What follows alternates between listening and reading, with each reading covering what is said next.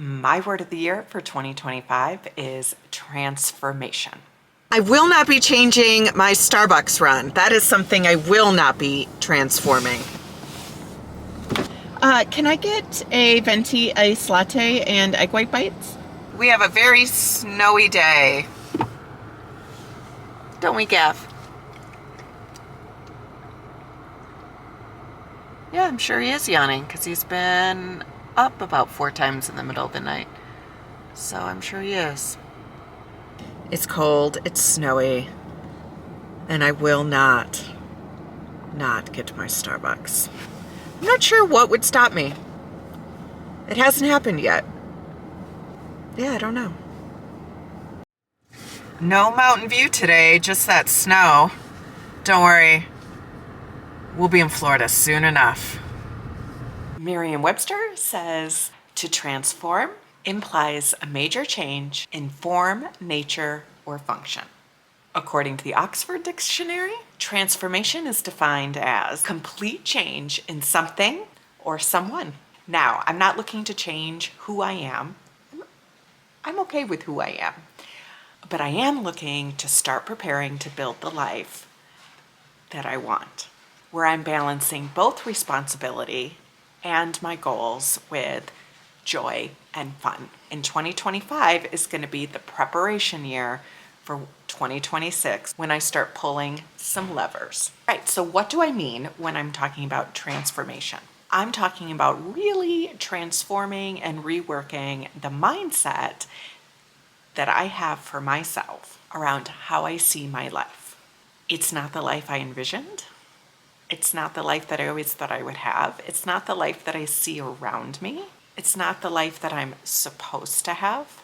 And that doesn't mean that it can't be a life that's fun, fulfilling, meaningful, and full of purpose. But I still have all of that junk floating around in my head in terms of what life should look like for somebody in their mid-40s. So I will be working on transforming my mindset around how I see my life. I also really want to focus on and think about the changes that I can make versus all the risks that might come with those changes. I am very risk averse. I run high anxiety, and oftentimes what stops me is myself. I will think about all the possibilities that could go wrong without thinking about all the possibilities that could go right. And I'm always trying to prepare for the what ifs and the worst case scenario. But what I find is that I'm aging, I'm getting older, and I'm losing some time to really take some of the flexibility that I have, the spontaneity that I have, out for a spin. And because I'm single and I don't have kids, I can pull the lever on that a little earlier than a lot of people. What stops me is I think about finances. I think about health insurance. I think about what if this goes wrong?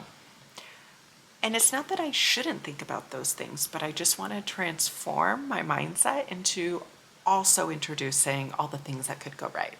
And then I'm making more of a balanced decision, which really slides into the next one. I want to be thinking about the what ifs in terms of the positives and not just the what ifs in terms of the negatives. So really transforming my mindset in order to set myself up for maybe I want to expand my life. You know, I've always thought about it in terms of I get up, I go to work, I'm working for somebody else, I come home, and then I just kind of do whatever. And occasionally I go on vacation. I have the ability to really think about that differently and turn it on its head a little bit. And so I want to use this year to think about what do I want to be doing career-wise? Where do I want to be financially? Where do I want to be physically? In terms of my health, where do I want to be geographically? You know, I've been snowbirding in Florida. Do I want to set that up so I'm doing that more frequently? Really thinking about the possibilities and preparing to pull these levers in 2026. I at least know myself well enough to know that I'm not going to be pulling levers just spontaneously. I'm going to need a plan. So the time is now. The time is now. So If you are thinking about transformation and rethinking how you are going to go about thinking about your life, follow Sandra's Sisterhood. We can do it together. I'll take you along for this journey. It's going to be an up and down. If one of the things that you want to do in 2025 is connect with more people who are single and childless, not by choice, consider joining our book club. Our first book is No One Tells You This by Glynis McNichol. This is the one we're reading now. I will be going live on YouTube on this channel February 15th at noon Eastern Time for the live discussion. So don't wait, the time is now.